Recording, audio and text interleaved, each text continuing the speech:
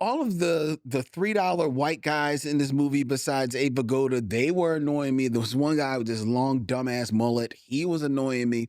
Abe Vigoda, to be honest, was annoying me as well. Oh my goodness, you didn't like Abe Vigoda? No, because look.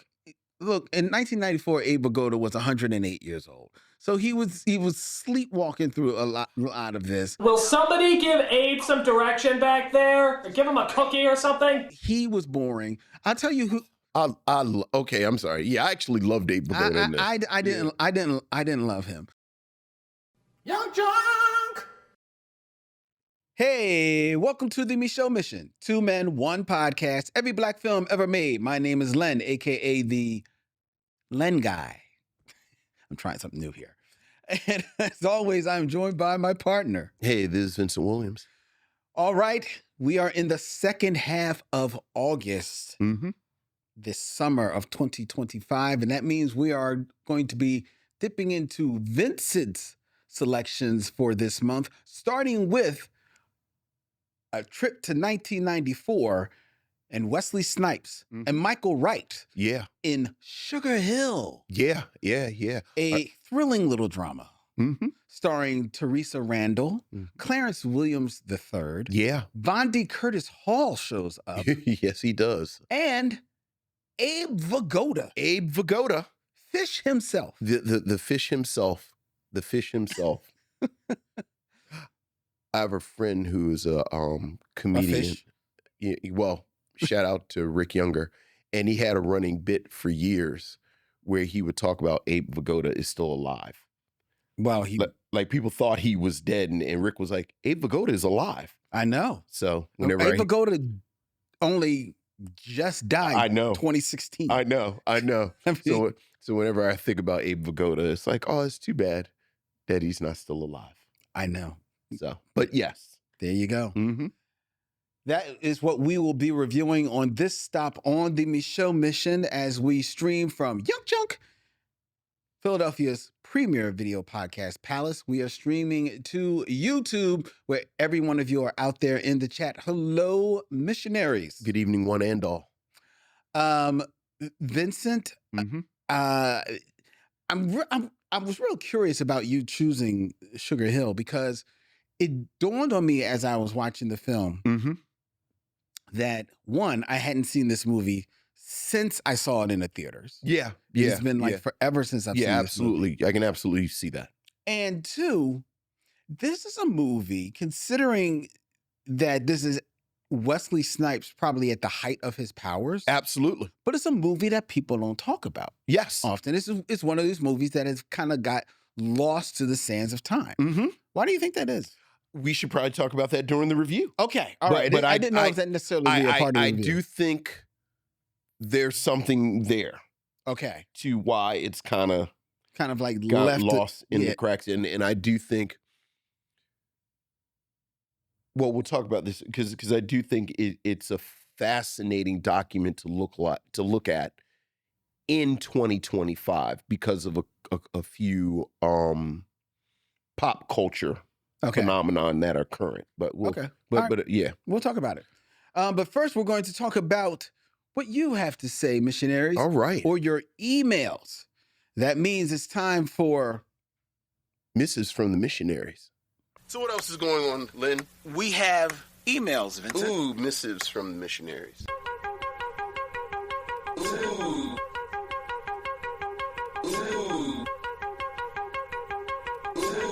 Missives. Missives from the Missionaries. Vincent, we have an email from Nicole Court. Hey, what's up, Nicole? Greeting to Len, Vincent, and the missionaries. I'm not sure if you guys will receive this email, but I will send it out anyway. Nicole, we got it. I have a follow-up question. Why did Nicole think that we might not? I don't know. I do not know. What does that mean? I don't know. Nicole, you're not in danger, are you? Perhaps her address is the end of the earth. Right. I don't know why. Okay. Why she's. All right. Well, we got it. We got it. We got it. All right. All right. Good. And allow me to continue. Ooh, glad we got it. With your email. All right. After listening to your tangent on black movies to show aliens, Yes. I was inspired to do a list similar to that, but with a cat. A cat. Okay. Black cats, in particular, in my opinion, are sophisticated, classy, but also want to have fun. Here is my list. Some may call it a hodgepodge, but bear with me. Okay. My top 10 movies I will show my cat. Okay. Some of these films are black movies, some are not. She has honorable mentions. Okay. All right. Nicole went deep. Nicole is a good cat owner. All right, so her honorable mention of movies that she will show her cat. Okay. How High, Okay. Hoop Dreams, Okay. Come Back Home, Charleston Blue, Come back, Charleston Blue. Mm-hmm. and a Kid and Play double feature of House Party and Class Act. Class Act, the Dark Horse Kid and Play project. Yeah. Which will allow me a brief tangent Okay. to give a shout out to a friend of the show, Toya, who for those who don't know Toya, she used to be our social media director. She's a huge black music and hip hop head. Yes, she is. Especially old school hip hop. Mm-hmm. And she went to an old school hip hop concert this past week. Yes, she did. Where she did see on the stage Nice and Smooth. Yes, she did. Now, of long running contention here on the show of mine is that Nice and Smooth were better MCs than Kid and Play. Yes, absolutely. And Toya seeing Nice and Smooth on the stage in 2025 felt the need to send me video evidence. Yeah. That Nice and Smooth are no longer better than Kid and Play. Right. On the microphone. Nice and Smooth are funky. They're just not as funky as Kid and Play. Not anymore. Yeah. Apparently not anymore. And to be fair, I've not seen Kid and Play perform in 2025. They've slowed down a bit too, much like we all have. We all have. We all have. You know, so, and, you know, so Toya, yes. Yeah. Nice and Smooth are no longer better than Kid and Play. I still contend in their heyday that they were. But glad you saw it. We were talking a few weeks ago about going to see acts, and you were teasing me about who I would and would not go and see. Yes. This, that, and the other. I'm gonna tell you what. I don't know when the tickets go on sale. I don't know if it's come across your attention, but Raekwon, the chef, is going to have a 30th anniversary tour for Only Built for Cuban Links, along with Mobb Deep, who apparently that's the same year that The Infamous came out. So Raekwon, the chef, and Mobb Deep are going on tour together. Yes. To do their albums. Yes. Yeah, I'm real, like I'm there already. No, you're not. Oh, I'm 100%. Vincent, you wouldn't go to the Roots picnic. We talked about this. The average age at the concert that I just said is going to be 47 years old. Okay, Vincent. All right, Vincent. Wait, you don't see the difference between the Roots picnic and Raekwon doing Only Built for Cuban Links? I have a funny feeling that, yes, while that group, a lot of that audience is going to be 40, 47. The average age is going to be 40. Yeah, okay, 40. Yeah. Yes. I still contend, though. The youngest person there is going to be 30. I don't know if that's going to be an audience that you are going to want to be hanging out with. I am 100% going to see that. 100. The only reason I haven't purchased tickets already is because they're not on sale. The reason I know they're not on sale is because I went to look for them and they're not on sale. All right. I'll be curious. We'll see. Oh, yeah. Okay. I'm going to continue with Nicole. Please do. I just want to talk about that. All right. Now, these are her 10. I've done her honorable mentions. Sure. Now we got the actual. These are her actual 10 movies that her top 10 movies that Nicole Court would show her cat. Show her cat. Number Right. 10. Number 10. The Naked Gun. Okay. Because she contends that The Naked Gun ages better than Airplane. Ooh, that's a hot take. Number 9. I don't know how hot that take is. That's an interesting argument. It is, but I think that it is a hot take because like just blindly hearing it. But you're right. If you watch the two of them, because the Airplane is definitely. Because here's the thing. I think most people haven't actually seen Airplane. I think more people have seen The Naked Gun than Airplane. Naked Gun was a monster. Like, I think Airplane was a hit, but I think Naked Gun was a monster. I don't know. Airplane I think it's probably about even. Because, Airplane got a lot of run on, like, TV. Wow, Naked Gun ages better than Airplane. But the argument, the argument, I think is a good argument. Yeah, that's an interesting it's a good argument. Good argument. Yeah, all right, go ahead. Number 9. All right. Boomerang. Sure, of course. A flying cat chasing another cat, an underrated black classic. Number 8. Roman Holiday, starring Audrey Hepburn. Can't beat Audrey Hepburn. Number 7. A Rage Up in Harlem. Rage in Harlem. Number 6. Brown Sugar, because she loves Taye Diggs. Sure, of course. Number 5, When Harry Met Sally, or Miss Sally. Yeah, one of my favorites. Number 4, Devil in a Blue Dress, or More Better Blues. Okay, all right. Young Denzel. Well, she says Denzel at his sexiest. Number 3, Romeo and Michelle's High School Reunion. I've never actually seen it. Me neither, but she says the movie is silly, but she likes it. People love it. Number 2, Crooklyn. Yeah. He gets real sad in them last 15 minutes. I can't. Yeah, I would watch Crooklyn more, but them last 15. Dead Mama is tough. Number 1. Okay. The number 1 movie that Nicole Court would show her cat. Okay. Daughters of the Dust. Really, Nicole? Sure. Okay. Really? Look, sure, why not? Daughters of the Dust. Yeah. The cat will probably jump at the screen at the dinner scene though on the beach. I don't know about that one. I don't know if you stuck the landing with that list, Nicole. But thank you. Appreciate you as always. We have an email from one more email we have for you. This is from Michael Lockett. Hey, what's up, Michael? Len, Vincent, and my fellow missionaries, it has been a week that I took my family on vacation. Oh, very nice. It was a long time coming this summer. Ain't it a shame that when you're young, you never really appreciate how magical summer is, having basically nothing to do but hang with your friends. As adults... Oh, that is so funny. Put a pin in that. I just, literally when I left the house, I had a conversation about this. Go ahead. Okay. As adults, many of us try to pack a whole summer's worth of freedom, activities, and chilling into a week or two. Oh, well, it is what it is. If you two ever get to visit Montauk, New York, you should. It's scenic and semi-artsy. Last week's flick, Iron Eagle 2, The Battle Beyond the Flag, is, in a word, trash.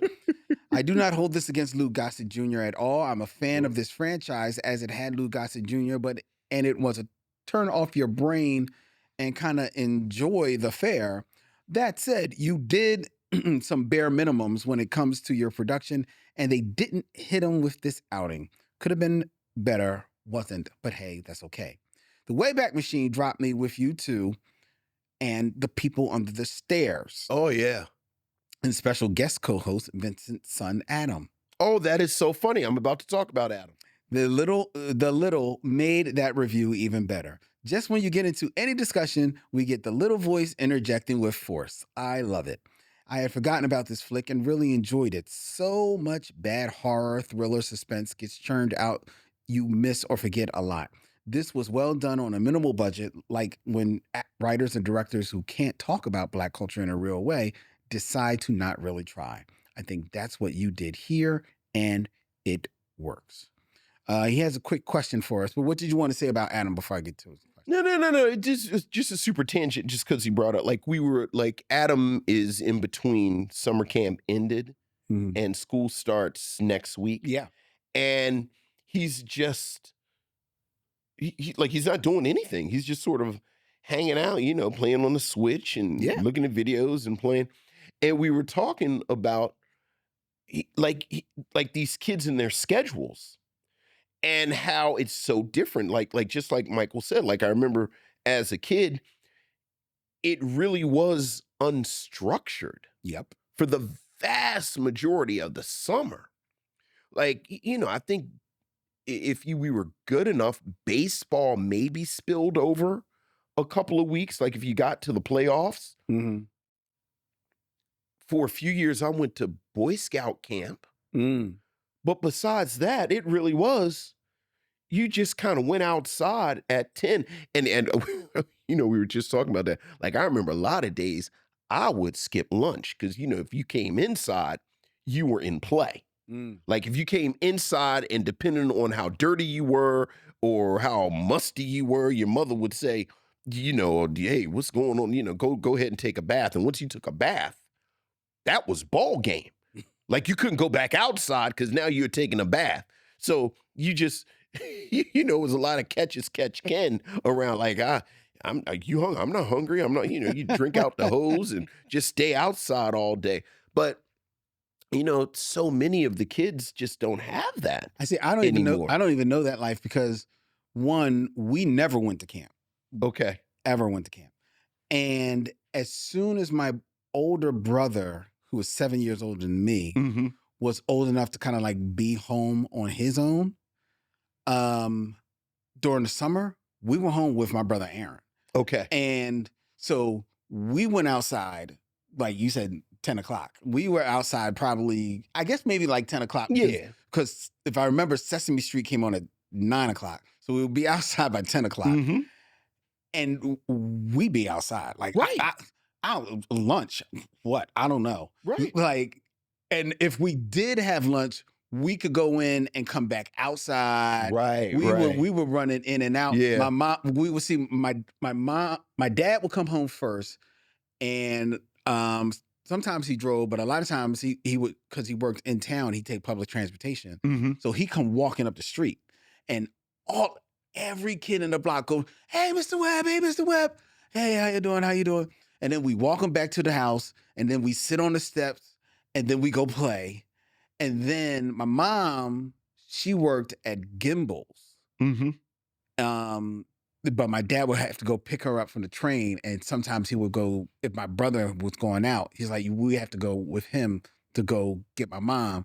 So we would go with him to go get my mom, and as soon as the car came parked back home, the kids be at the door because it was me and my sister. We were twins. So the guys would be there. Man, we need you to play the football. And the girls would be like, hey, Les, we need you for double dutch. Y'all were the linchpin of the whole the connective social situation. Dude, our like steps were, they were City Hall. Sure. Like, because everybody came there. Because they either wanted Len or they either wanted Leslie. Yeah. And we, that's what we did, man. Yeah. That was my summer. I never went to camp. Yeah. I don't know what camp is. I went to Boy Scout camp a couple of years. You know what? I didn't go to Boy Scout camp, but it lasted this tangent. But there was this guy around a corner from me. He taught us how to shoot bow and arrows. What was his name? I think his name was like Mr. Lewis or something like that. Owned like a little corner store. And he called himself like a Boy Scout, what do they call the chief? Scoutmaster. Scoutmaster. Sure. So he was like, oh, cool, we joined the Boy Scouts. So we joined the Boy Scouts with Mr. Lewis. And we went there for like about 4 straight weeks. And all we did was clean his store. And one day I came home and my mom noticed the dust on my sneakers. And she's like, what were y'all doing? Were y'all playing? It's like, no, I had to get up under the shelves. And Mr. Lewis, Under the shelves. Under the shelves. My mom That doesn't sound like Boy Scout camp at all. She dragged us back there. Yeah. She threw the Boy Scouts uniforms in the store and said, if you ever. Oh, look. I don't even know what else she said. All I heard was, if you ever. And then she walked into the store. And next thing I know, I was not on. That's my last day of boy camp. Right. Boy Scouts. Right. Well, that's terrible that he misrepresented the Boy Scouts of America like that. It was funny. Oh, Michael Lockett has a question. Okay. Right. If you could sort this through your own brains. Okay. Taking girl trip out of the conversation. Okay. Are We There Yet? The best Black film about Black people traveling. I keep trying to find something akin to On the Road to, like the Hope and Crosby movies that you love. That had Black characters in it. For the life of me, I'm coming up with Bupkis. All the best, Michael. Are We There Yet? Which is Ice Cube and Neil Long. Is that the best Black film about us traveling? See, I have one that I like better, but much like when we reviewed it, I in full disclosure, I'm completely subjective about this movie. Moving? So, no.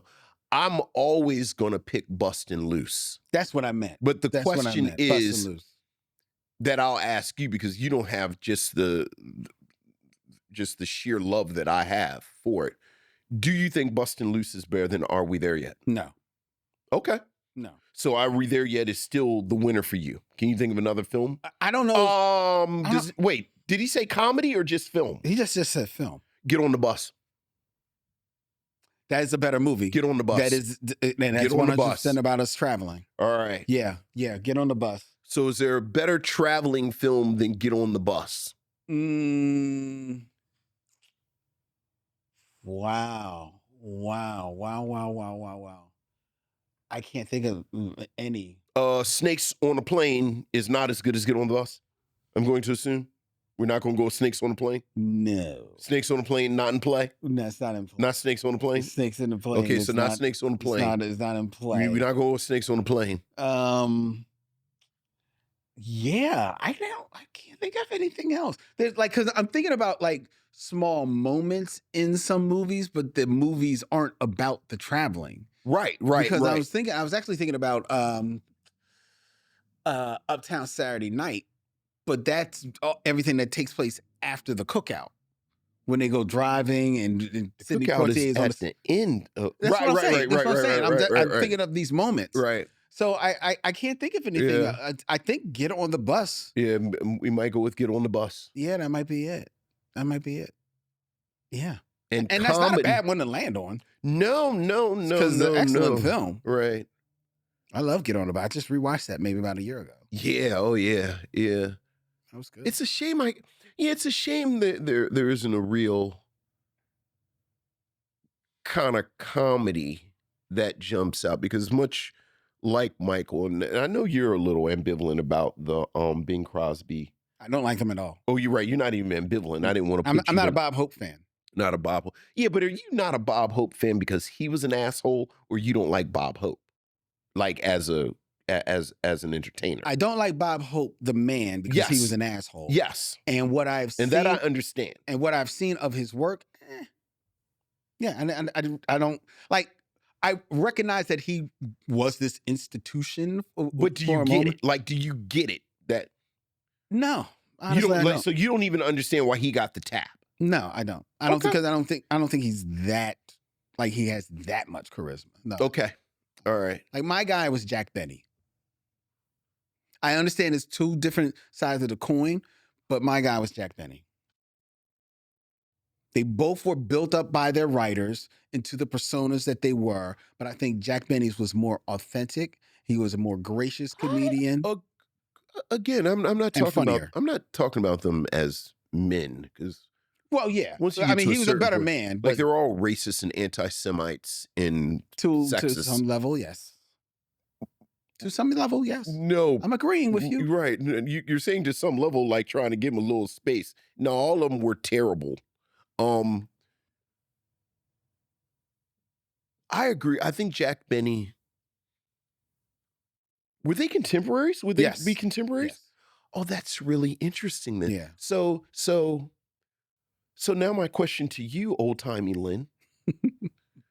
Why do you think, would you say Bob Hope was bigger than Jack Benny?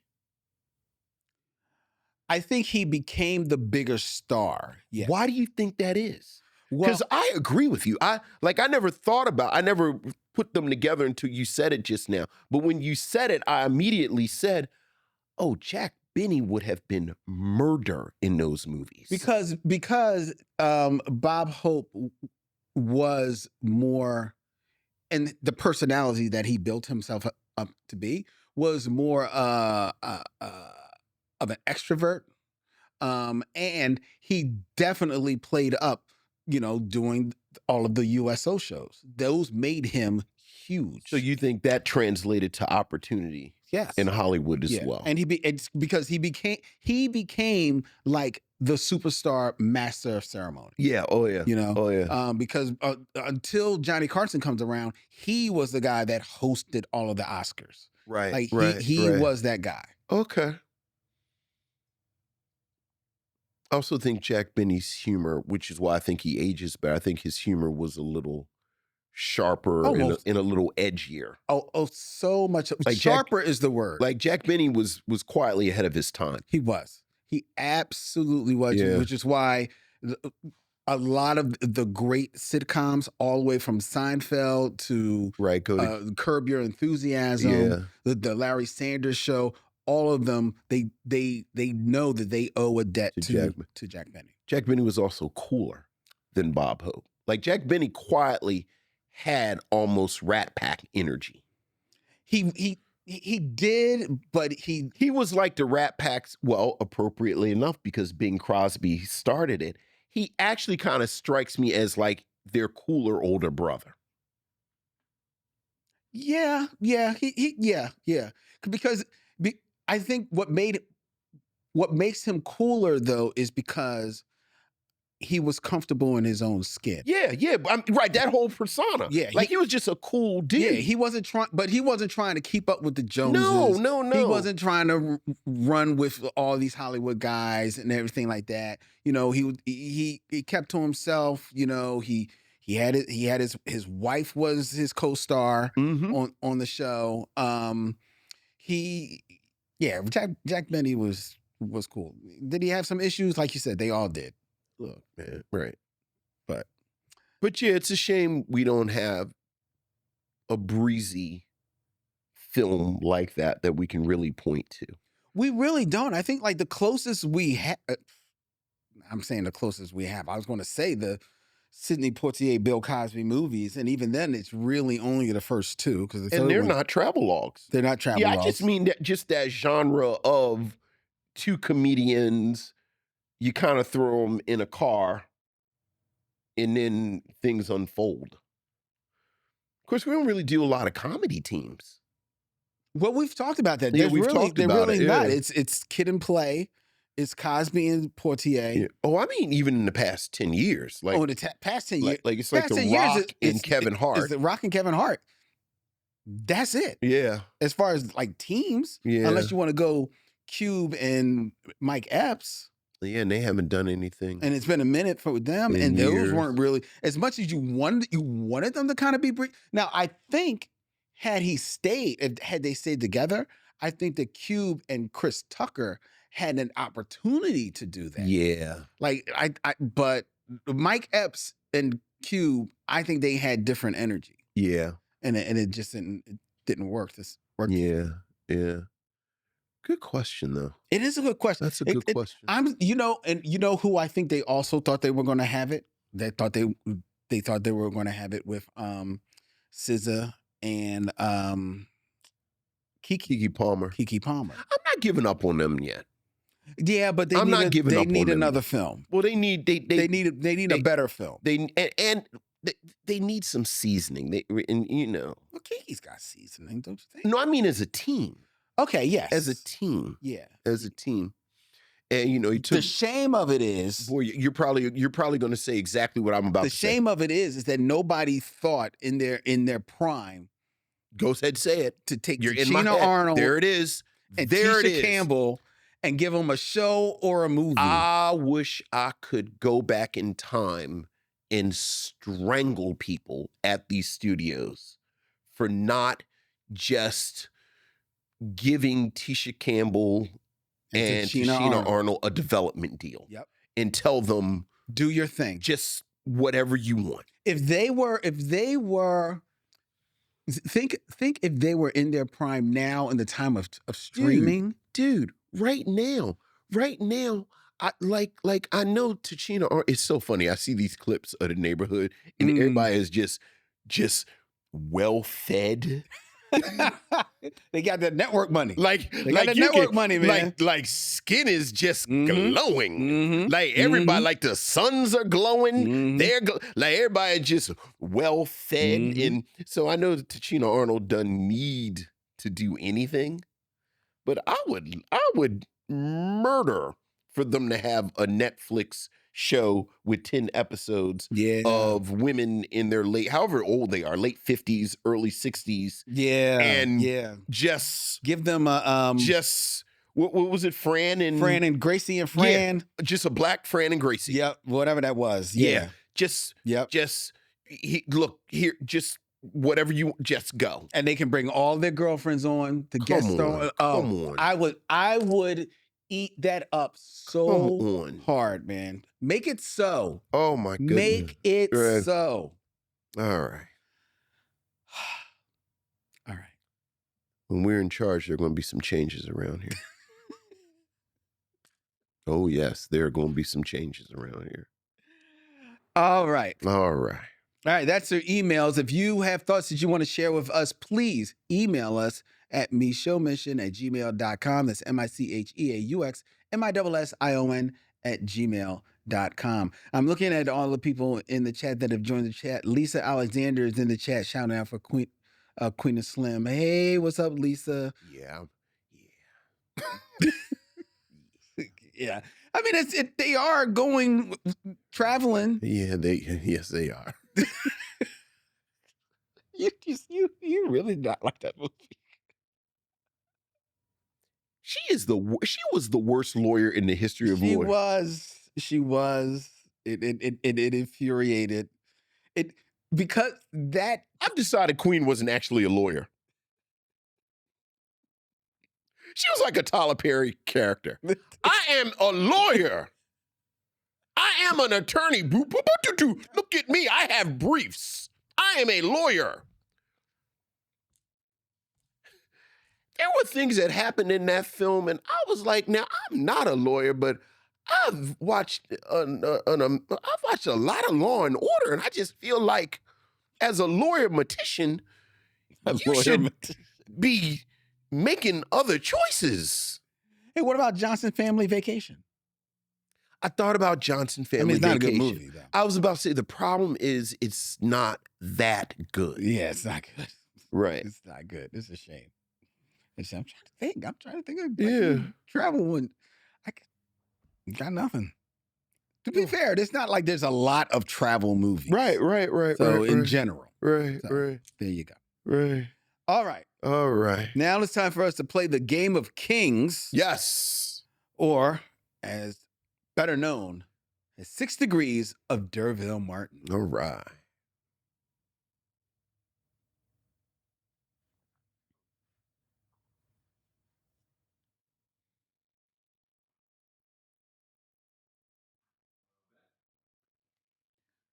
Six Degrees of D'Urville Martin, where I give Vincent 2 actors and he has 6 films or less to connect them to the breeziest of actors, D'Urville Martin. Absolutely. Keeping it in theme, Vincent, we are going to be reviewing Sugar Hill. We are. From 1994 tonight. We are. So I have selected, I took it easy on you today. Okay, all right. I have selected 2 actors from Sugar Hill. Okay. You can't use Sugar Hill. But I cannot use Sugar Hill. Okay. Okay. All right. So number one. In 6 movies or less, connect D'Urville Martin to Abe Vigoda. Abe Vigoda, the great Abe Vigoda. Love Abe Vigoda. I mean, I think we all love Abe Vigoda. You love Abe Vigoda, don't you? Yeah. Of course you love Abe Vigoda. I mean, you know, the obvious choice is, of course, The Godfather. Tessio. Tom, can you get me out? Ah, damn. Oh.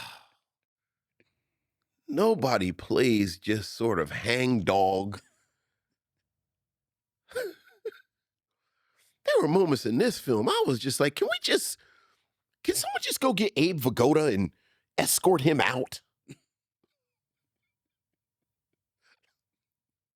It's like Chekhov's Abe Vigoda. Like, you know Abe Vigoda's not going to make it out alive as soon as you see him. All right, but you know what? Let's go here instead. See if we can take an interesting route. To Abe Vigoda. To Abe Vigoda. Star of my father's favorite TV show of all time. Fish. No. Barney Miller. Barney Miller. All right. Yeah. All right. So D'Urville Martin is of course in, I'm going to take the long way home. I don't think I'll run out. I think I have enough room to go fairly long. So D'Urville Martin is in Guess Who's Coming to Dinner with Sidney Poitier. Sidney Poitier is in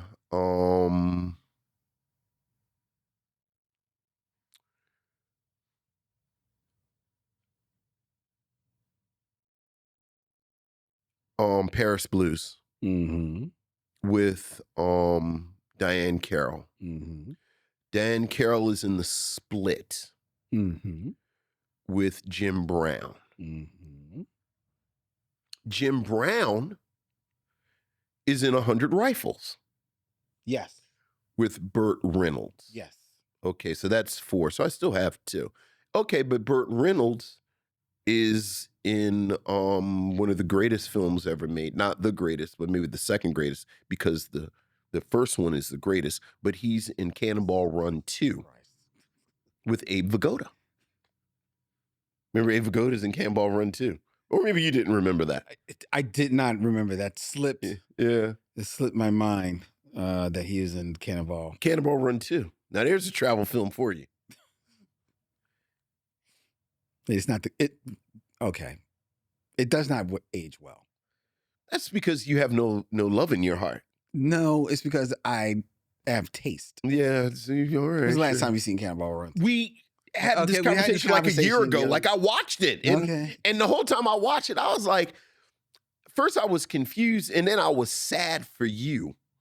Because I said, that's a shame Len has no whimsy in his heart. I like the first one. I like Cannonball Run. I don't like Cannonball Run 2. Or I think there's a 3 too. There's not a 3. There's not? Oh, well, I don't like Cannonball Run 2. There's a Smokey and the Bandit 3. I don't like any of the Smokey and the Bandits. Really? I get them. I get why they're made. I get why they're hits. Why don't you like Smokey and the Bandit? I guess you are not helping your case. You know what it is? No, I don't. I like Burt Reynolds, but I like Burt Reynolds at a certain speed.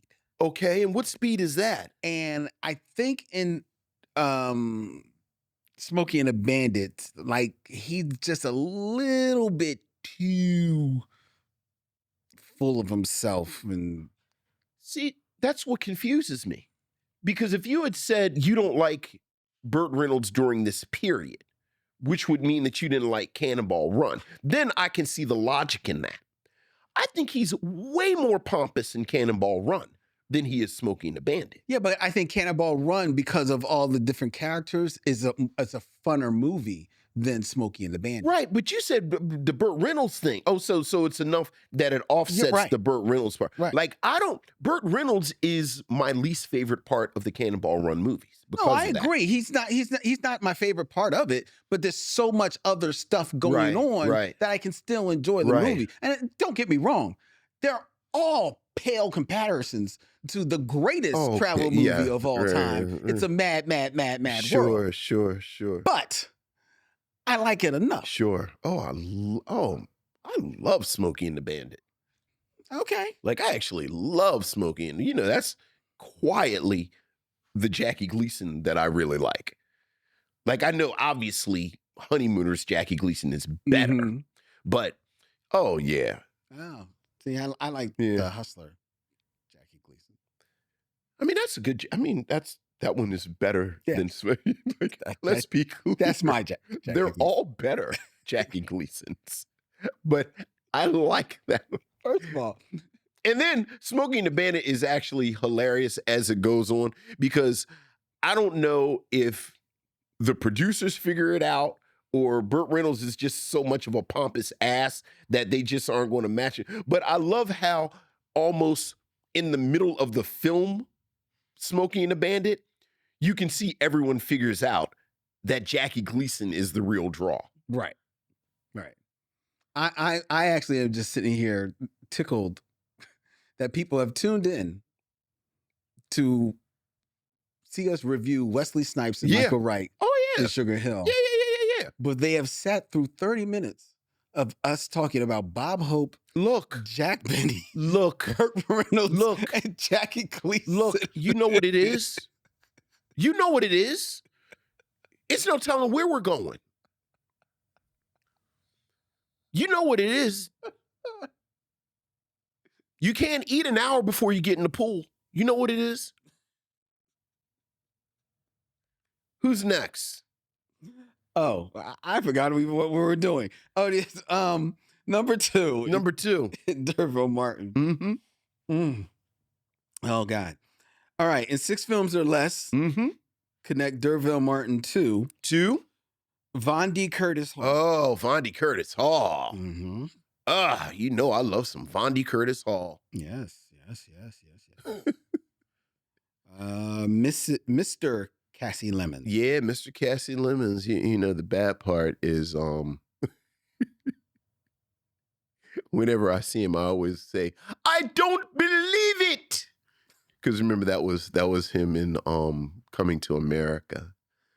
But let's take the, we can go, let's see if we can do something interesting. With Von D. Curtis Hall.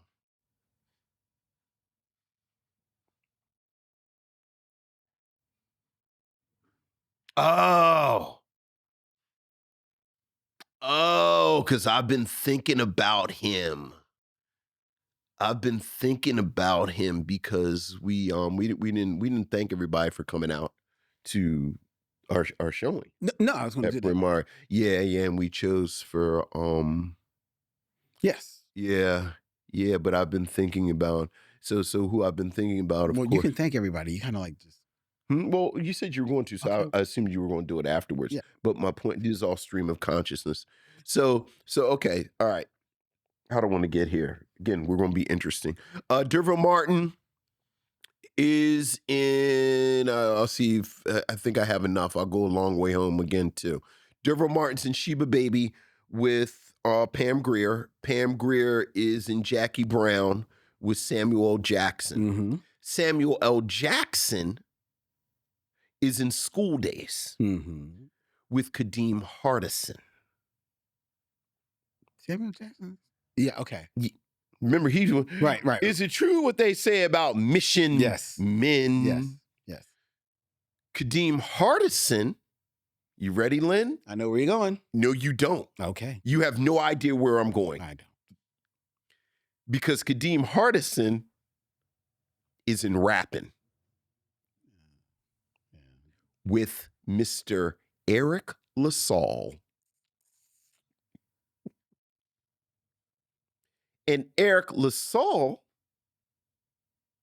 besides being in Coming to America with Von D. Curtis Hall, is also in the Drop Squad with Von D. Curtis Hall.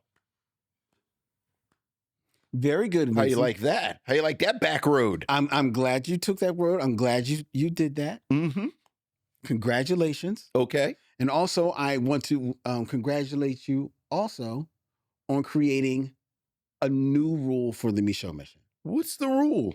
You are never, ever again allowed to connect anyone to rapping. Nope. I don't ever want to I reject that rule. I don't ever want to. Too bad. Too bad. Too bad. Everyone that is in Too rapping bad. has done something else that you can connect to. But I love the fact that you just, like, y'all couldn't see it. Len looked like I kicked him in the stomach. He couldn't believe I evoked rapping.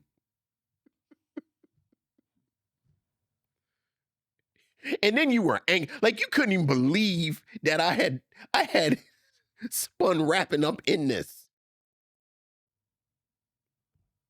Why are you gonna do that? Because we were having a fun time on the show. Isn't that a bizarre connection? That both Kadeem Hardison and Eric LaSalle are in there, which then connects you to all this different stuff. Look, they are both in there because they need to eat. That's it. It's young though? in both of their careers. They didn't have a choice. This is what came. God, man. I mean, Mario Van Peebles is in there. Was there somebody else in there where it was like... No! Why are you still talking about this movie? Remember, they saved a youth center. No, I don't. All right, that was 6 Degrees of D'Urville Martin. Very good. We are now going to move on, and we are going to get into our review of Sugar Hill. You ready? All right. Sugar Hill, 1994 American crime drama directed by Leon Acaso, written by Barry Michael Cooper, and considered the second film in Cooper's Harlem Trilogy, which started with New Jack City and concluded with Above the Rim. This film stars Wesley Snipes and Michael Wright as brothers Romelo and Raynathan Skuggs, two drug dealers, high fashioned drug dealers. Yeah, oh yeah. In Harlem in circa 1994. This film also stars Teresa Randall, Clarence Williams III, Ernie Hudson, Steve Harris. Donald Faison shows up in this film. He does. Leslie Uggams shows up in this film. She does. Clarence Williams III is a special guest star in this film. Yeah. And our Degrees of D'Urville Martin, Vondi Curtis Hall, and Abe Vigoda in this selection. That was Vincent's pick for tonight's stop on the mission. Vincent, what say you of Sugar Hill? Well, you asked a few minutes ago, why did I choose this? And I have to say, it's a running joke. I have a list of movies to big pull short from. list. This big kind of short list. And Sugar Hill has been on there for years because it was one of these films that came out in the 90s, that when it came out, it was sort of part of the conversation, of the cultural conversation. And, you know, just pulling out the camera a little further, I think pop culture generally has always been interested in what I kind of call the gentleman criminal. You know, not the gentleman thief, not the gentleman, you know, not like the cat burglar, but like the gentleman criminal where I am a criminal, I am a gangster, but I also have these very sort of genteel habits. And, you know, you think about Lucky Luciano, you think about, you know, in media, both Michael Corleone and the older Vito Corleone. And this sense that I am a criminal, I am a murderer, I engage in all of this activity, but I also drink tea with my pinky out. I'm not a Philistine. I'm not a Philistine. I'm not a savage. And this is something that you see. And you kind of understand the pull of this character. You know, I think as, frankly, Americans. Oh, yeah.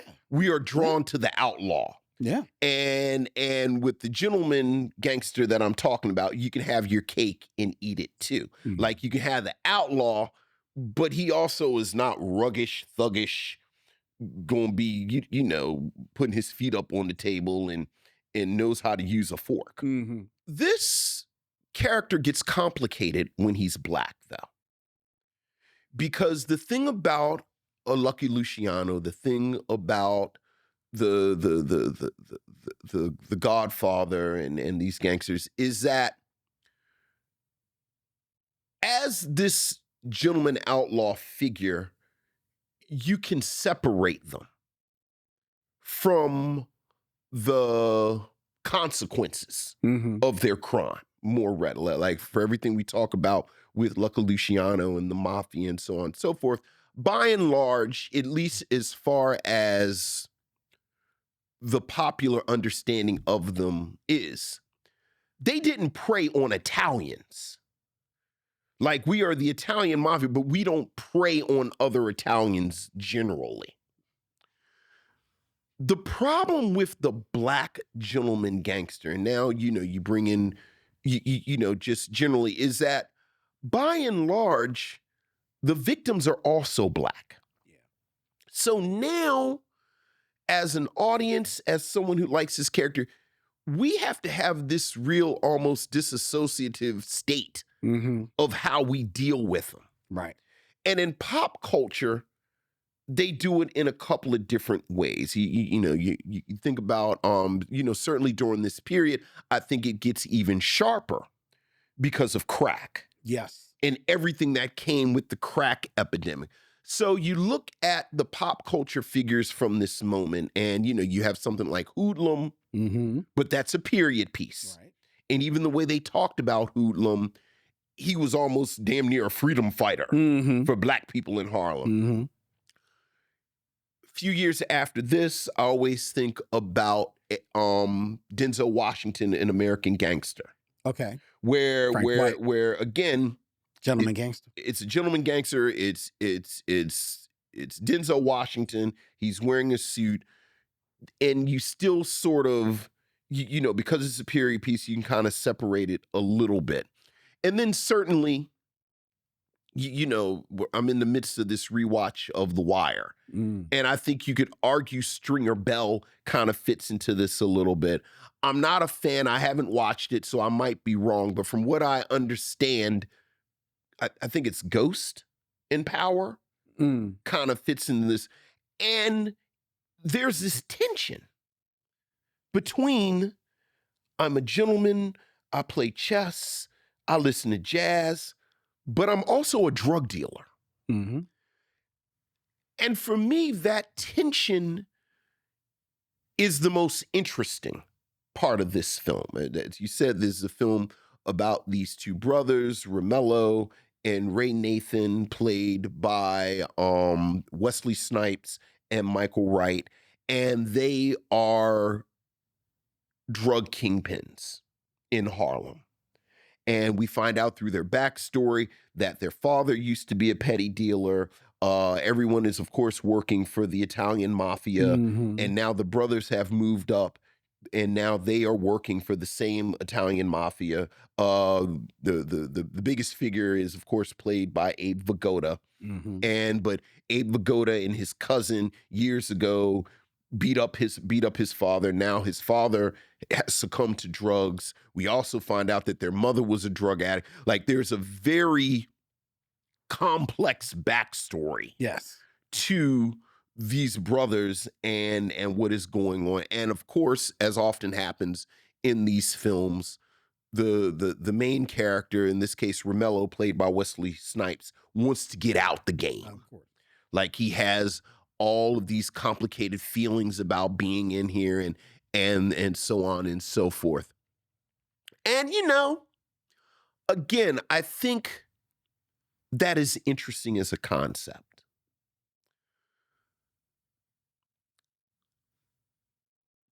The metatextual casting of Wesley Snipes, I think, is speaking, we were talking about Are We There Yet?, which of course starred Ice Cube. But when you think about Ice Cube and his shift into comedy, you start with another real metatextual casting, which is him as Craig in Friday, where he's basically playing a funny version of an iconic role that he had played previously, Doughboy. Right.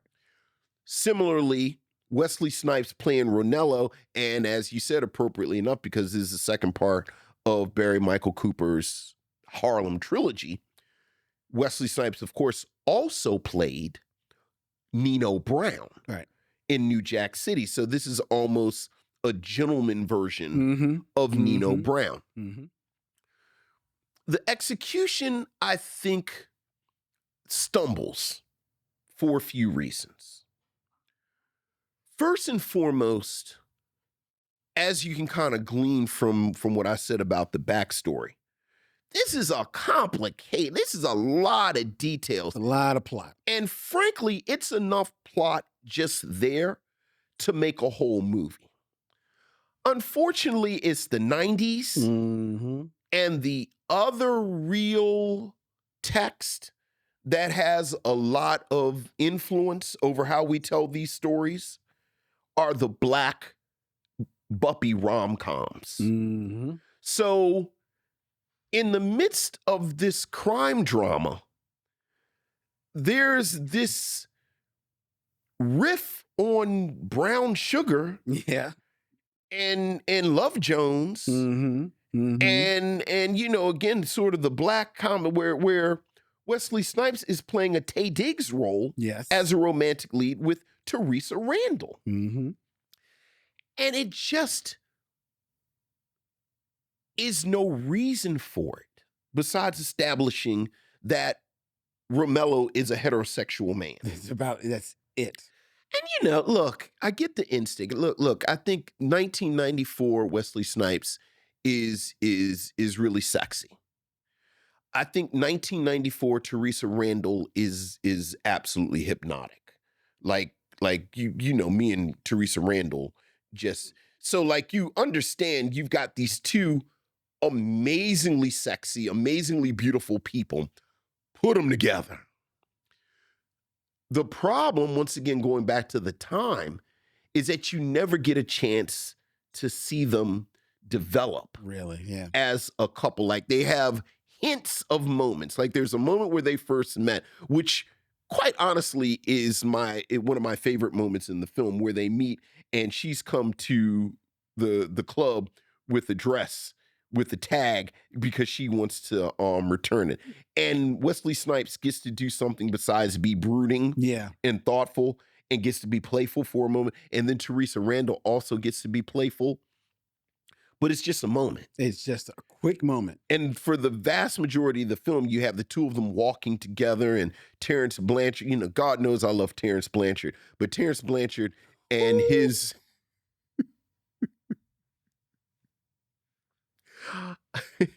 I'm going to tell you what, they said, we going to use this Terrence Blanchard. He is everywhere.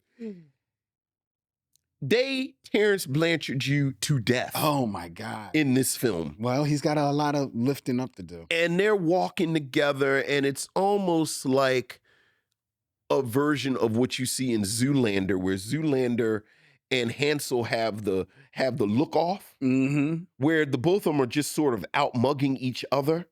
Like, I'm sexy. Well, I'm sexy too.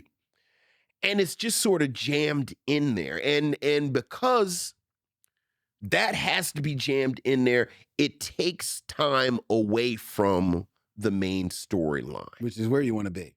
Which is where you want to be.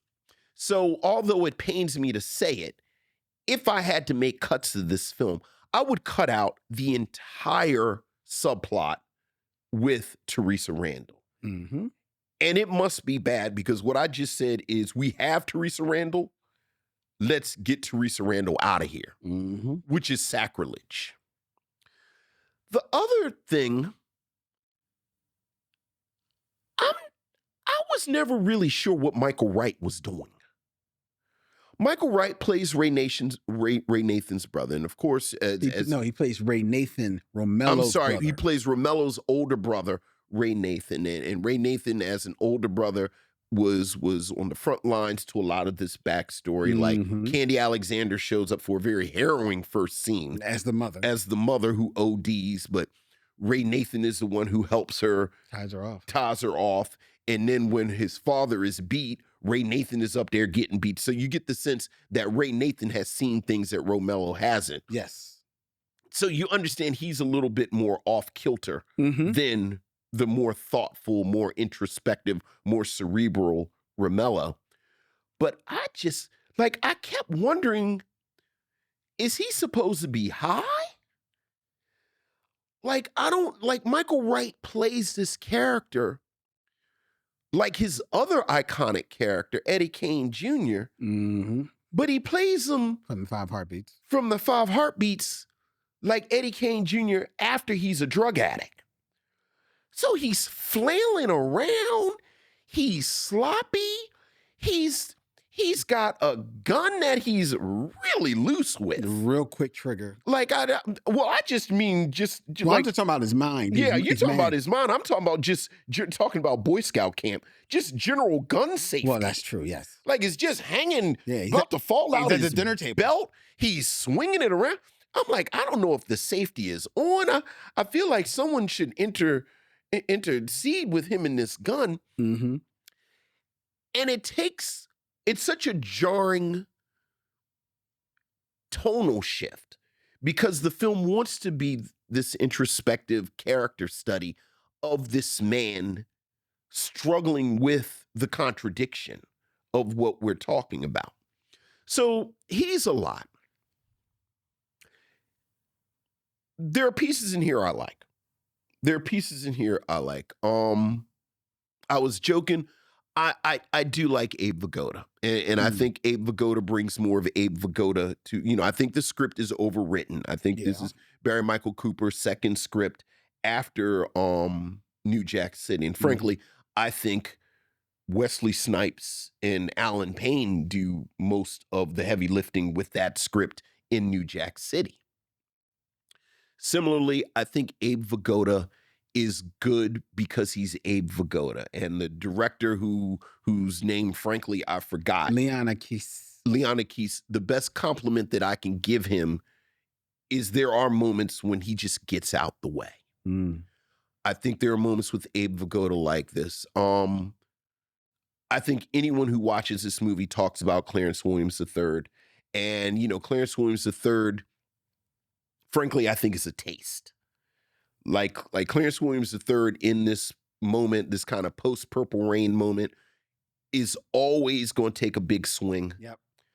That's why you're getting them. That's why you're getting him. And either you like it or you don't. Yes. He has 3 scenes. And I like them. I like them. In fact, there's a scene with he and Wesley Snipes as Romelo, father and son, and it's a quieter scene with the soup. He's feeding them soup, and then there's another scene where he's playing the piano. And I said once again, they don't need a lot of this other stuff in the movie. Like I would love to see Romelo just dealing with his father. Yeah. Again, hell, I don't need Raynathan. No. So I like Clarence Williams III. I like Abe Vigoda. Wesley Snipes is fighting with this script. Like he's fighting with it. And I think there are moments that he wins. I think there are moments that he loses. But ultimately, I like Wesley Snipes too. I think Ernie Hudson is enjoying himself more than anyone in the film. Hey, Ernie Hudson is having a ball. And I enjoy Ernie Hudson having a ball in the film. Vondie Curtis Hall shows up for a moment. We talking about big swings. And I don't necessarily like it, but it is quite memorable. It is. He makes an impression. Yeah. So, there's that. And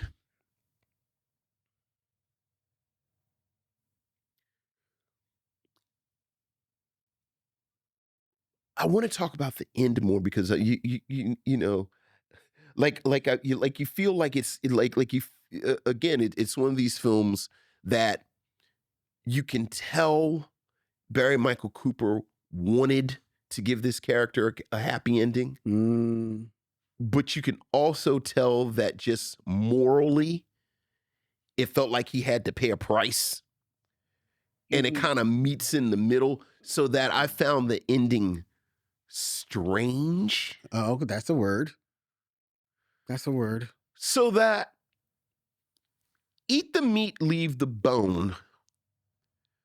I ultimately land on there's a lot of bone, but I still think there's enough meat. But I also think ultimately this is why this is a film we don't talk about as much as we do the other two parts of his trilogy, both obviously New Jack City, but I think Above the Rim has more cultural cachet than this. It does. It does. Yeah, I'll just cut to the chase. I didn't like this movie. I remembered from the first time I saw it, which was the last time I saw it, in the theaters. I remember leaving the theater saying like, okay, this wasn't bad. And I think I probably got caught up in what you can get caught up in is the look of the film. Sure. Because it is this very stylish, good-looking movie as far as set design, as far as wardrobe. In the 90s, it would be harder to find in the 90s a movie where Black people do not dress as well as they do in Sugar Hill. Sure. Like in 2025, wanted pretty much everything that Wesley Snipes had on. Yeah. Oh, yeah. Yeah. I could wear that coat. I could wear that jacket. I could wear, all right, that suit's a little big, but we could bring that in. Yeah. You know, like I could do all of that. And he looked, the man was wearing it. I could definitely live in his apartment. Yeah. So you get lost in that look. And then in 1994, Terrence Blanchard is like he's like the new thing, and you're hearing his music all throughout this film, which gives this movie in 94 in the year of Above the Rim and Jason's Lyric and the movies like that. It gives it a totally different vibe as opposed to everything else because it's not some big hip hop soundtrack or anything. Right. So that's hitting you as well. Now watching it in 2025, you're like, oh my God, Terrence Blanchard, like how much did they pay you, man? Like you just gave them everything. Like they just said like, yeah, we need you on all these scenes, dog. Like I know they're just eating breakfast, but we need something for this. Like they needed something for everything. We need a jazzy breakfast. We need a jazzy breakfast. We need jazz eggs. We need jazz eggs, Terrence. Hook it up. Because because it is so much and it is so overpowering on the scenes, and it doesn't meet the scenes. Because as good as the film looks, you're saying that the direction gets out of the way. I think the director got lost and just left the camera going because I don't think it's that well directed at all. No. And let's be clear. I said with Abe Vigoda. Okay. Well, and Clarence Williams III. Well, I think somebody like Clarence Williams III to stay here. Clarence Williams III is our Christopher Walken. You just turn the camera on him and you let him go. And it's easy to direct that because follow whatever he does. Right. It's the same thing with Christopher Walken. So that's easy to pull off in those scenes. And especially because of a lot of his scenes are opposite Wesley. So it's basically two-handers, right? And Wesley is basically bouncing off of whatever Clarence is giving him. That's easy to get right if you just have the camera on Clarence. But I don't think he's doing anything magical in those scenes to uplift them. That is all on Clarence. There are scenes in the film where, like, I think the biggest disservice that this film does to the director is that it opens up with with a lot of this black and white stills, pictures, basically depicting the creation of Harlem and how it is transitioned over the decades into the 90s. Right. And it's all in these black and white photographs that are lovely photographs, a lovely montage of these scenes.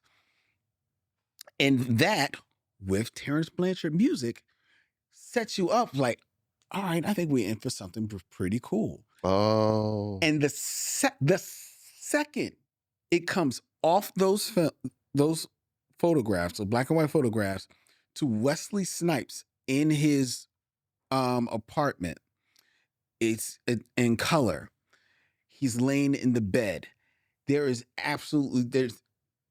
all of the life and perspective and drama and beauty of those photographs are lost in this very stilted, boring scene that the director presents you with, of Wesley Snipes getting up, walking out of the bed, walking to a mirror. Then the next thing you know, he's leaving the place. He's getting in his car, and there's nothing artful about that direction at all. And you're set up that you're thinking you're going to be, all right, I'm in for something here. Okay, maybe you didn't hit it off the bat here, but that continues throughout the rest of the film. And I think that is really the big letdown. Wesley Snipes took on this role because he wanted to do something different. He was in action Wesley mode, sure, and he wanted to show something a little slower, a little bit more quiet, and he does. And Wesley Snipes, we have celebrated it here on The Mission before, is a phenomenal actor when he is given something to really sink his teeth into. Right. You can tell he wants to sink his teeth into this. The problem is this film doesn't know what it wants Romelo to be. One moment Romelo is fine being a drug dealer. One moment he's wants to get out of the drug game. One moment I'm going to take care of everything. And then in the very next scene, he's like, "Hey, Dad, let's leave." One moment he's with Teresa Randall and they're falling in love. The other moment he's like, "I'm going to turn it over to my brother." The script doesn't know what he wants to do. And you could see Wesley, he's ping-ponging back and forth in these scenes, so that the character truly doesn't have any arc. Right. Because he doesn't know where he's going. Michael Wright, you're right. Michael Wright, I think, is a good actor. I think, but I'm not sure, because as I think of it, his three most memorable roles are basically the same role. What's the third one? The third one is whoever the knucklehead was in Oz that he plays. But remember, he's in Oz. And he's a low down dirty dog in Oz as well. Yeah. Here he's off kilter. He basically, you're right, is Eddie Kane. He's stuck in that mode. In the back end of the 5 Heartbeats. In the back end of the 5 Heartbeats. I actually like him kind of wounded in the front of the 5 Heartbeats. Right. Yeah. And you think maybe he's wounded here because of what he had to go through, like you said, as a child when you saw. But there's really no exploration of that at all in this film, because one, there's so much plot to, like you said, and then two, because I think that Michael Wright, he's stuck in this one mode, and he doesn't really add too many layers to it. I think the opportunity to add layers to it comes late in the film, where he does a scene with him, Wesley, and their dad for jazz eggs or whatever they're eating in the morning. Oh no, it's chicken. It's jazz chicken. They have jazz chicken. Jazz chicken. Hot chicken. But even then, it doesn't land well. It doesn't. Well, one, because they're both bouncing off. That's Clarence Williams, kind of like still in the scene there.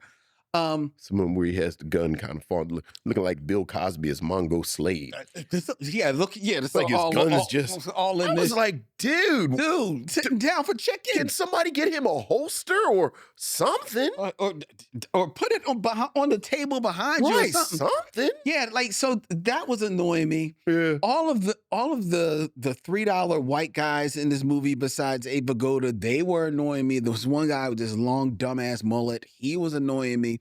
Abe Vigoda, to be honest, was annoying me as well. Oh my goodness, you didn't like Abe Vigoda? No, because look. In 1994, Abe Vigoda was 108 years old, so he was sleepwalking through a lot of this. He was boring. I'll tell you who. Okay, I'm sorry. Yeah, I actually loved Abe Vigoda in this. I didn't love him. Vondi Curtis Hall, you're right. You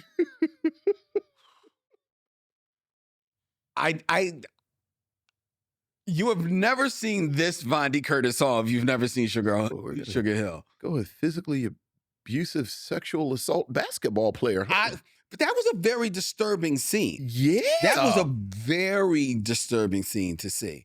And not just because of Vondi Curtis Hall, but just literally out of nowhere. It's out of nowhere, and it adds nothing to the movie whatsoever. Like, I wanted to go and find Melissa. I was like, okay, Melissa, so it's like either the drug kingpin or the physically and sexually abusive basketball player. Baby, maybe you should work on yourself. Yeah. Like, maybe you should stop dating for a little while. It adds nothing to the movie. It's totally demeaning. Join a book club. To Teresa Randall's character, Melissa. Sommelier. He said. And no camping. Now, I will say, you talked about Ernie Hudson, who admittedly is having a ball in this movie. Yeah. I mean, he's hamming it up. But you know, and he gets to wear a nice leather jacket. Yeah, oh yeah. But he's having a ball. God bless him. But you know who quietly to me is actually the best part of this movie? Leslie Uggams. Leslie Uggams. Because Leslie Uggams is given maybe 3 scenes. And in 2 of them, she don't even talk. She don't even say anything. She just Leslie Uggams.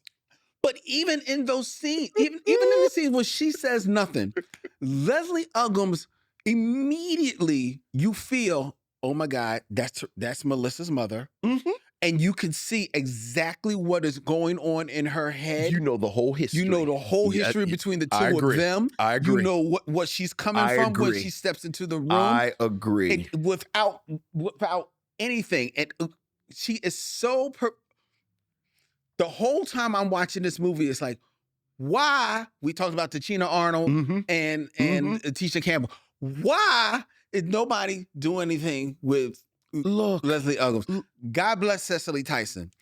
Why is nobody doing nothing with Leslie Uggams? Look, a couple of things you said, and I got the sense, I don't know if there's more footage, if something happened to the script, like you were talking about the motivation. First of all, I 100% agree with you with your critique of Romelo and not understanding what his motivations are about being in this game and getting out and your guilt, and he kind of ping-pongs back and forth. But I think it mirrors Melissa. Like, this is not one of these stories where the woman inadvertently becomes involved with the criminal, realizes after she's emotionally involved that he's a criminal. And then there's, you know, a crisis of conscience. The first thing that the other black girl from head of the class says to her is, he is the biggest drug dealer in Harlem. Yes. They skip over them getting together. They have that wonderful moment at the bar. And then the next time you see them, they're walking together. She says, how did you find me? Yeah. Harlem is a small place. And then that's the end of it. Now they're talking. They're a couple. She sees something violent. well, I guess that's what happens. I'm going to break up with him. Okay. But then she gets back with him. There's some more violence. I don't know what. It's like, baby. Yeah. Yeah. You know what it is. Mm-hmm. Like, either you're not or you are. But, shit or get off the pot. Like, we like, you had your moment to say. So that never, and in my mind, like I said about cutting this part out, to be clear, I would have liked to have seen a movie about that. Romelo, Melissa, trying to figure it out. Leslie Uggams is their mother. Actually give them something to do except, giving blue steel to each other.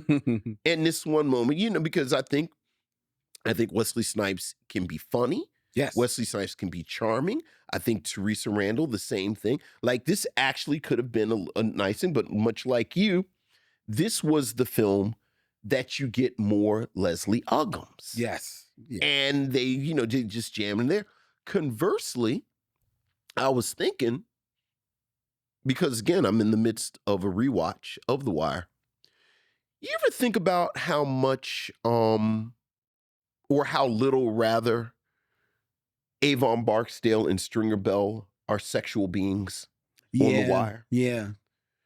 Like, well, Stringer a little bit more. Stringer flirts with D'Angelo's girl after spoiler for The Wire. After D'Angelo dies. Oh, it's more than flirt.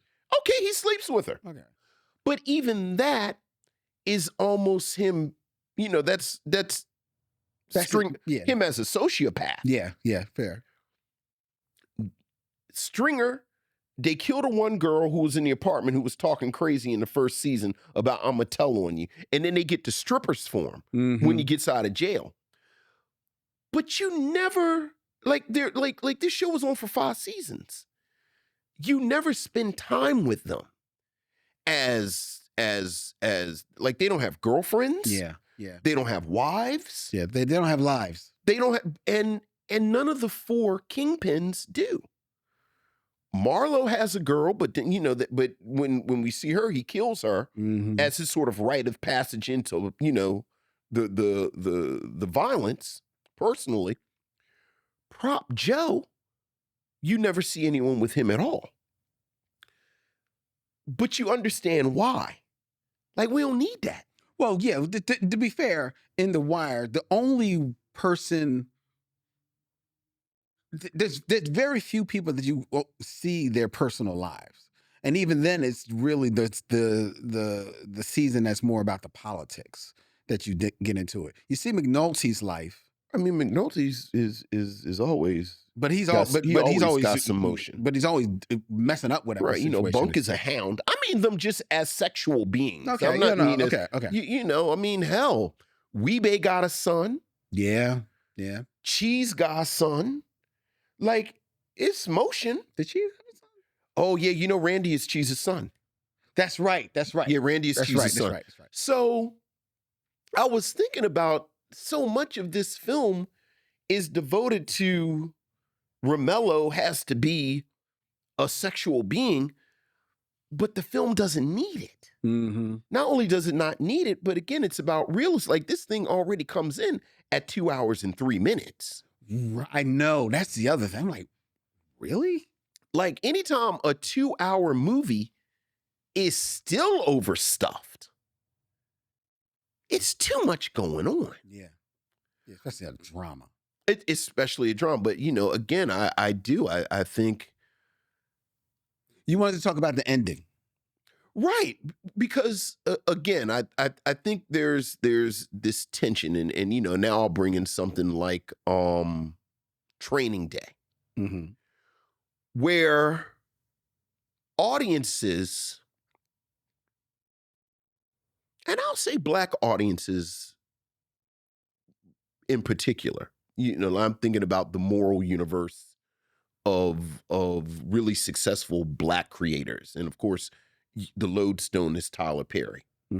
Like, we are a moral people, so that we want bad people punished and good people rewarded. And at this moment, there is no worse person than the drug dealer. And at the end at of that moment in the 90s. Right. At this moment, like, they kind of lampshaded in a scene in the movie where Romelo says that he was reading an article in the Times, because of course he was. He was probably listening to jazz in his brownstone while he was reading the Times, that said that drug dealers should be put up against the wall and executed. Mm-hmm. And you have a hint of this complexity of contradiction, and then we're on to the next thing. But you can tell the romance part of this film wanted Romelo and Melissa to have this happy ending. Yeah, to get away. But at the same time, he can't come out of it unscathed because of this moral universe that we have to inhabit. Has to be a price. So then the price is he gets crippled and he's in a wheelchair. Yeah. And it's just, and it's later on because now he's grown, it's later on facial hair. Of course. He's got the big, thick goatee like he's in the Whispers. And it was just an unwieldy ending. Mm-hmm. And, of course the father's going to OD. He's not going to get out of it alive. So we get him off the board. I'm still not really sure what happened to Raynathan. I don't know. I mean, I'm assuming he's still dealing drugs. In Harlem. No. I don't know if he shot himself. Or... Oh no. I think the implication is that he shot himself. That he shot himself. Yes. He wanted to kill himself. Yeah, because he thought he killed his brother. Right. I think that was the implication. Right, but to your point with the direction, it doesn't. I thought maybe there was a mafia sharpshooter that got him, because he just sort of said, like, you heard a bang, and then he said, ugh, and then he fell. And then they cut to the end with Romelo with the big goatee in the wheelchair. Apparently down south. Right, you could tell it was down south because it was the woods. It was the woods. It was the woods. They was on like a pier. Right. They didn't go to Africa like Nas did in Belly. So they didn't go to Africa. Remember, they had been all over the world. They had been to the islands. We've been everywhere.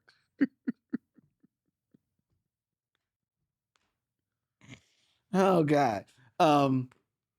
I had a funny feeling about the ending, because as I was watching, I was remembering. I was like, why do these people don't get out of here alive? Right? And first of all, and maybe I missed it earlier, but the geography of everything like took me out, because I didn't remember that, or didn't know throughout watching the movie, that the pop lived across the street from where the Italian mob's deli was. Right. Now, maybe they showed it earlier. I just didn't realize. Sure. But it's not clear though. It's not. It's not. So when they both come out on the street at the end of the movie, I'm thinking, oh wow, that's wild. They're all in separate parts of the city, and they're going and through. they kind of ran into. And then all of a sudden, no, it's just they're across the street. Yeah. I'm like, what? Yeah, the Next Door app was popping. The Next Door app was popping. Did y'all hear that? Did you see that? What's going on? But as I was remembering, as all of that was lining up, I was like, I don't think one of these people get out of the show alive. Sure. As I'm remembering it. And then I said, or am I remembering Jason's lyric? But then it basically plays out almost like Jason's lyric. Look, again. Which was the same year. Again, the crazy brother is sort of a standard trope in a lot of, it's the cerebral, introspective brother, and then it's the crazy wild card brother. Mm-hmm. But if you're going to have that in the context of running a successful drug enterprise, I need more than I'm going to hand the keys over to you. I know. Like, like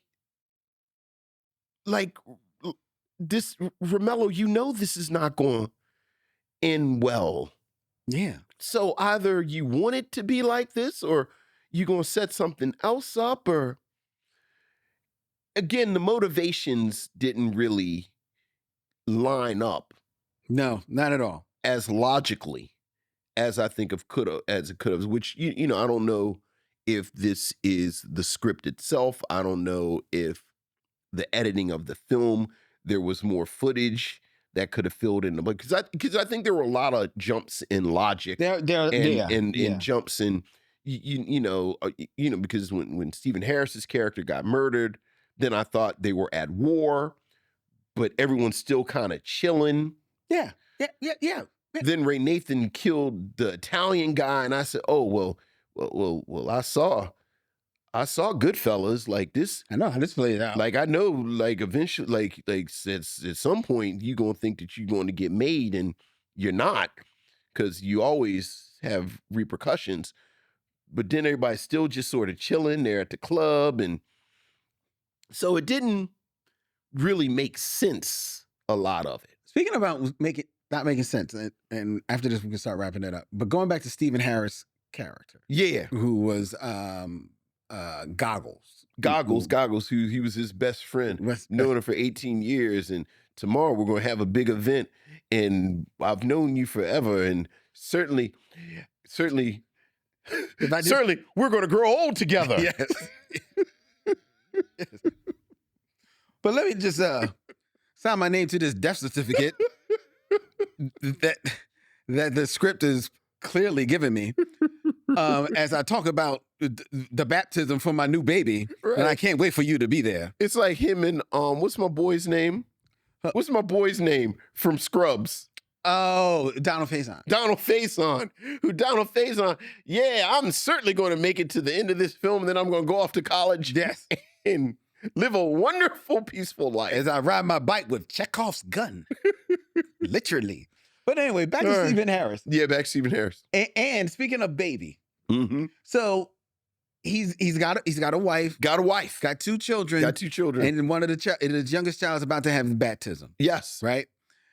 He dies. Yes, he's killed. Yeah, oh yeah. Wesley Snipes has to go to his house. Yeah. To kind of tell his wife. Right, what happened. Yeah. She's there. Yeah. With his two kids. Yeah. She's a lighter skinned, brown skinned woman. Yeah. Stephen Harris is a dark skinned man. Yeah. One's older son, kind of like brown skin. Yeah. The youngest son, the baby. Yeah. What color is that baby? Hey man, genetics are weird, and we're black people. Look, man. Look. You can't play that game. That's what you. That's where you were. I wanted to see the mailman. Yeah. I didn't notice. Yeah. I noticed. I guess because the Terrence Blanchard wasn't playing at that moment, so there was something for me to see. Whew. They said we're gonna use this Terrence Blanchard. You see how much we got to pay him? Put him in every one of these AMCs. Would you recommend Sugar Hill?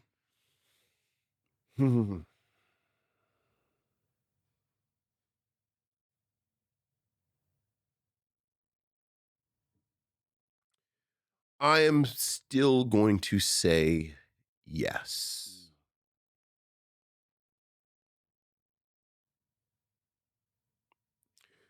But in full disclosure, the merits of the film are not enough to justify it. I am going to say yes because I do think you should watch Barry Michael Cooper's Harlem Trilogy. I think of the three films, this is the weakest. Mm-hmm. And frankly, that's saying something because I like Above the Rim, but I think Above the Rim is a spotty film as well. It is. Yeah. Yeah, we talked about that. But I do think the three films together are an important testament to what Barry Michael Cooper gave the culture. And I do think there are some good parts to this movie. I like Clarence Williams III. I actually liked Abe Vigoda. I thought Abe Vigoda, which you see is and I forget what adjective you use, but I saw it as weary. I read it as weariness. And yet another aspect of the plot that I wish they would have explored more. I was really interested in this amazingly complicated relationship between his character and Romelo, and how they did and did not acknowledge the fact that Romelo murdered his cousin. And I think Wesley Snipes and Abe Vigoda were good enough actors in that moment. Yeah, that was a good scene. Like, I really love that. So I like Clarence Williams III. I liked Abe Vigoda. I liked Ernie Hudson.